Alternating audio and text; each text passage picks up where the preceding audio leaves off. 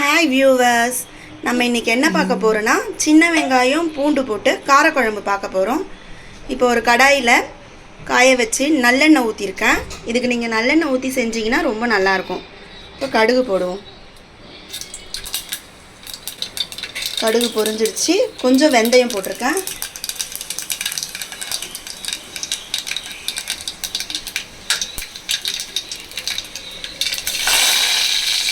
கருவேப்பிலை போட்டிருக்கேன்.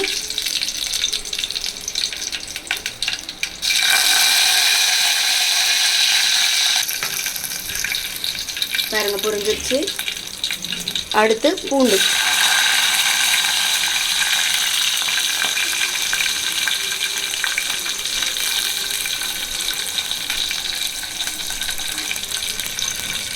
பூண்டு போட்டு கரைக்கணும்.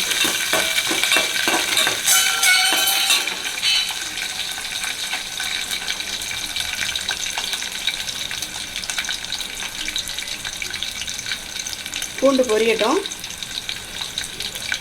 பூண்டு ஓரளவு பொரிஞ்ச பிறகு ப்ரௌன் கலரில் ஆன பிறகு இந்த குழம்பு பார்த்திங்கன்னா ரொம்ப நல்லாயிருக்கும். சின்ன வெங்காயம் போட்டு நீங்கள் வைக்கும்போது சின்ன வெங்காயத்தோட அந்த டேஸ்ட்டு தனியாக அந்த குழம்புல இறங்கும். அந்த சின்ன வெங்காயத்தோட இனிப்பு சுவை அந்த காரக்குழம்புல இறங்கும்போது அது ரொம்ப டேஸ்ட்டாக இருக்கும். இதை மறுநாள் நம்ம வச்சு சாப்பிடும்போது இன்னும் டேஸ்ட் அதிகமாக இருக்கும்.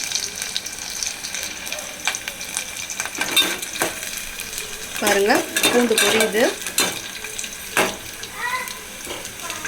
பூண்டு பொரிஞ்சிடுச்சு. சின்ன வெங்காயம் பார்த்திங்கன்னா இப்போ ஃப்ரை ஆகிடுச்சு. அடுத்து நான் சின்ன சைஸ் 2 தக்காளி சேர்த்துருக்கேன். அதுவே ஃப்ரை பண்ணிப்போம்.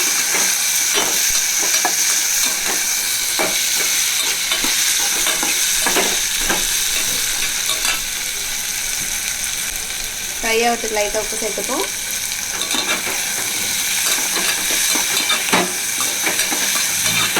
சின்ன வெங்காயம் பார்த்திங்கன்னா உடம்புக்கு ரொம்ப நல்லது. அதனால் நம்ம அடிக்கடி சேர்த்துக்கலாம்.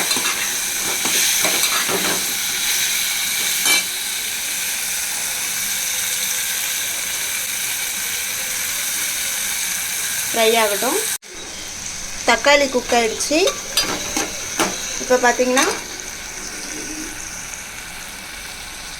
நல்லா ஃப்ரை ஆகிடுச்சு பாருங்கள்.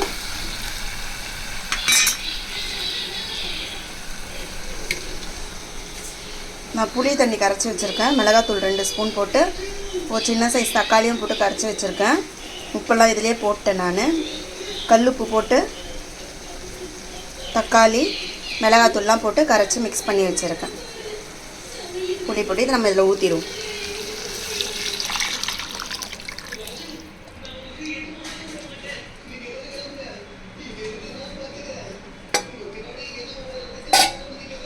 அதுதான் ஃப்ரெண்ட்ஸ், குழம்பு கொதிக்கிட்டோம். தட்டை போட்டு மூடிடுவோம். அடுப்பை ஸ்பீடில் வச்சுருவோம். வியூவர்ஸ், இப்போ பார்த்தீங்கன்னா காரக்குழம்பு கொதிச்சிருச்சு. பாருங்கள் எவ்வளோ அழகாக மேலே எண்ணெய் தனியாக பிரிஞ்சு வந்திருக்கு. இந்த மாதிரி ஸ்டேஜில் நம்ம குழம்பு நல்லா திக்கானதும் இறக்கிடணும். பாருங்கள்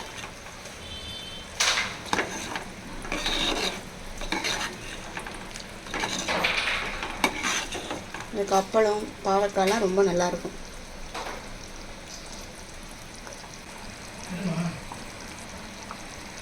நீங்களும் இந்த மாதிரி ட்ரை பண்ணுங்கள் வியூவர்ஸ். லைக் பண்ணுங்கள், மறக்காமல் சப்ஸ்கிரைப் பண்ணுங்கள் வியூவர்ஸ். தேங்க்யூ.